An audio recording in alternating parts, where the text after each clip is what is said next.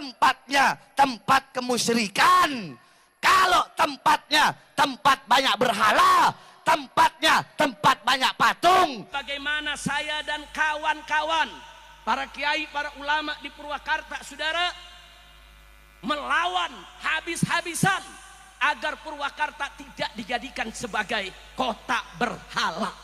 Yang jadi pertanyaan saya adalah, kenapa setiap nilai-nilai kebudayaan masa lalu bangsa saya, orang Sunda atau orang Jawa, selalu dimusyrikan? Pertanyaan saya adalah, kenapa sih kalau patung harimau Kodim nggak dimasalahin? Kenapa patung Lodaya di Polres nggak dimasalahin? Kenapa patung polisi nggak dimasalahin? Kenapa patung tentara nggak dimasalahin? Sepertinya memang. Nah di Jakarta patungnya lebih gede, patung Sudirman. Nah persoalannya kenapa sih patung yang gede di Jakarta yang dimasalahin, yang di Purwakarta yang kecil-kecil? Fitnah di mana-mana, kerusakan di mana-mana. Maka satu-satunya benteng bagi NKRI, baik masa sekarang atau di masa yang akan datang, benteng NKRI adalah para santri, saudara-saudara. Nah, santri-santri di daerah-daerah, santri-santri di tempat-tempat, itu tergantung tempatnya. Santri-santri itu tergantung tempatnya. Kalau tempatnya tempat kemusyrikan, kalau tempatnya tempat banyak berhala, tempatnya tempat banyak patung, kotanya kota kemusyrikan, kota maksiat, maka sedikit daripada santri-santri itu yang akan mendapatkan manfaat dan barokah daripada ilmu, saudara-saudara. Jangan harap Purwakarta bisa menjadi kota santri selama masih banyak kemusyrikan di kota Purwakarta, saudara-saudara. Jangan harap. Jangan harap, potong lidah saya. Mungkin kalau Ustadz saya jawaban nggak berani untuk nyebut nama. Kalau saya sebut Deddy Mulyadi, saudara-saudara.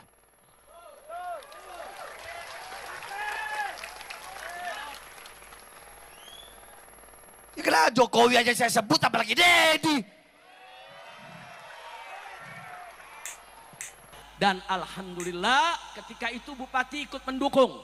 Bahkan ketika itu Pak Kiai setiap tahun Pak Bupati hadir, ikut mendukung kegiatan ini, saudara. Ketika itu tahu Bupati yang sekarang, apalagi Gubernur yang sekarang. Nah, nggak tahu dah tuh urusannya. Hati-hati aja Jawa Barat jadi kabupaten atau provinsi berhala, hati-hati. Ayo semuanya nih, hati-hati nih Jawa Barat, Jawa Barat, Jawa Barat. Bu, mana ibu-ibu? Bu, angkat tangannya bu. Hati-hati, ini di Jawa Barat nih sedang ada ala khatarin azim. Sedang ada bahaya besar. Pengalaman di Purwakarta bagaimana saya dan kawan-kawan, para kiai, para ulama di Purwakarta, saudara, melawan habis-habisan agar Purwakarta tidak dijadikan sebagai kota berhala, saudara. Dan saya tidak mau terjadi Jawa Barat ini, saudara, karena yang bersangkutan pernah mimpin Purwakarta dirubah jadi kota kiai, kota santri, menjadi kota berhala. Nggak boleh Jawa Barat dirubah menjadi provinsi berhala. Betul? Betul?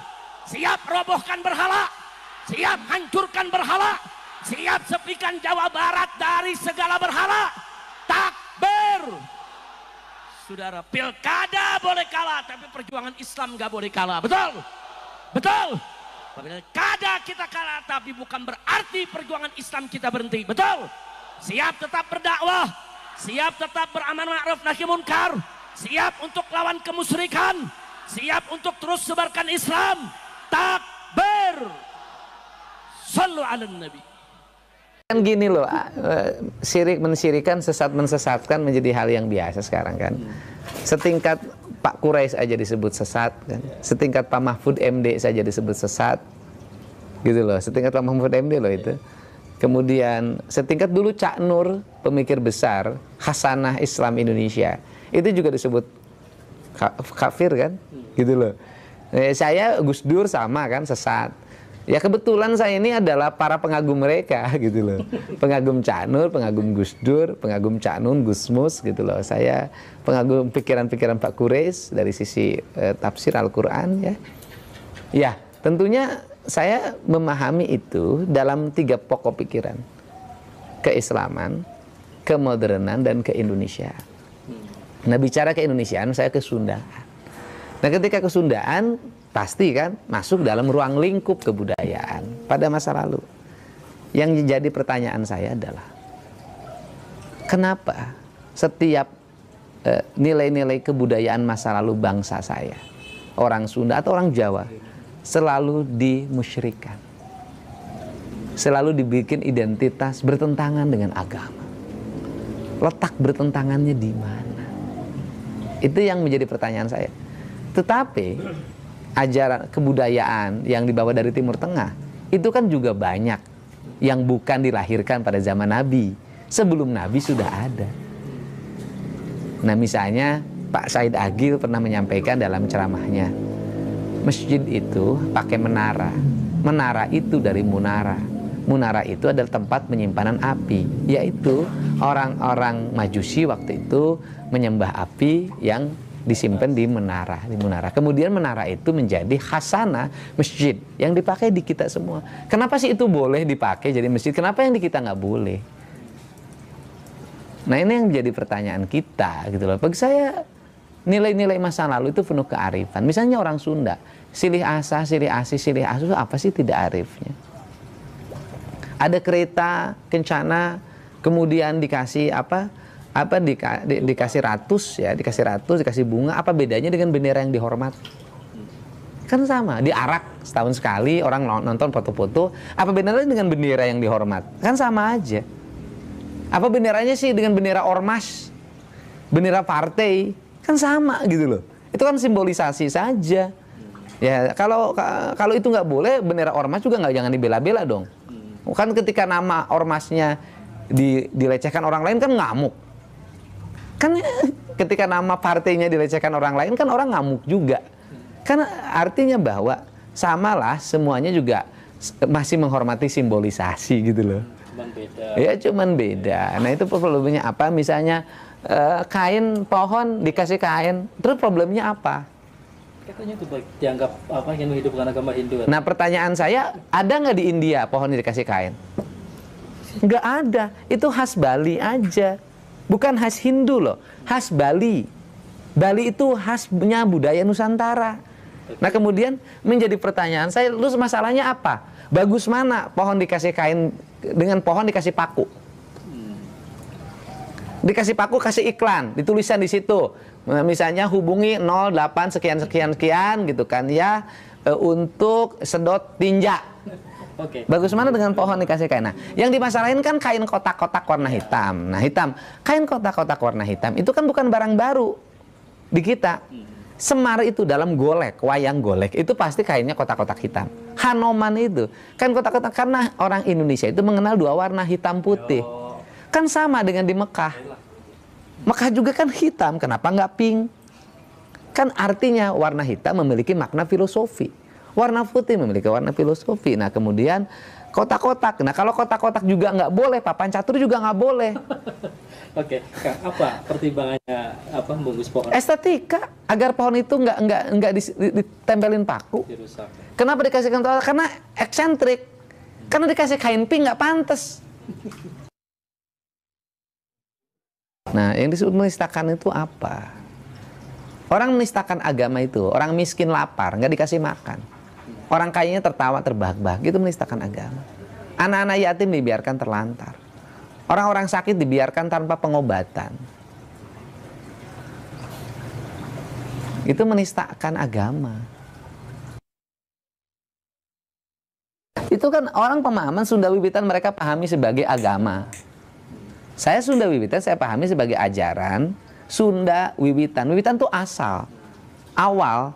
Ya Sunda Wiwitan Sunda yang mengajarkan tentang awal manusia penciptaannya, kecintaan terhadap lingkungan, kecintaan terhadap bersama, tidak boleh berbuat berlebihan, silih asa, silih asi, silih asu. Lebih ke filosofis. Filosofis dan nilai-nilai ajaran. Terus apa salahnya? Bukan sebagai bagian dari agama yang terlembaga. Nah, pertanyaannya saya adalah dari sistem ajaran nilai yang diajarkan tentang ketuhanan, kemanusiaan, lingkungan, apa yang salah? Terus tunjukin di 1000 patung itu di mana? Katakan bilang seperti itu. Loh enggak, mereka salah pemahaman.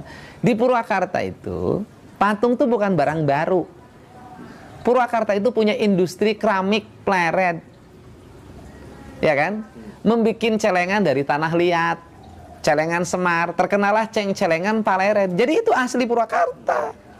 Celengan Paleret, dibikin patung celengan yang besar-besar, yang harimau, yang itu, yang ini. Nah, ada khas Paleret namanya menong. Nah, menong itu adalah identitas Paleret dan menjadi khas Purwakarta hari ini. Saya menjadikan menong hari ini menjadi asalnya mukanya perempuan, menong itu. Ya kan, diganti oleh saya mukanya jadi wayang 2 muka. Kalau ada Dorna, di baliknya ada Semar. Kalau ada Yudhistira, di baliknya ada Duryodhana. Kalau ada Sangkuni, di baliknya ada Bisma. Jadi manusia itu 2 muka. Saya pasang di gerbang masuk ke arah Purwakarta lewat Jatiluhur. Itu khas yang bikinnya orang Pleret. Itu identitas kita. Terus pertanyaan saya, yang problem apa? Nah, berhala ya konsisten. Kalau patung itu dianggap berhala dan tidak boleh, bikin keputusan yang menyeluruh untuk seluruh orang Indonesia. Dalam keputusan Kepres, dalam Perpres, dalam undang-undang. Karena saya bupati penyelenggara konstitusi. Pertanyaan saya adalah, kenapa sih kalau patung harimau Kodim nggak dimasalahin? Kenapa patung Lodaya di Polres nggak dimasalahin? Kenapa patung polisi nggak dimasalahin? Kenapa patung tentara nggak dimasalahin? Sepertinya memang. Nah, di Jakarta patungnya lebih gede, patung Sudirman. Nah, persoalannya kenapa sih patung yang gede di Jakarta yang dimasalahin, yang di Purwakarta yang kecil-kecil? Nah, itu pertanyaan saya. Kenapa sepertinya FPI? Saya nggak tahu. Sampai. Ya nggak tahu. Mungkin saking sayangnya sama saya.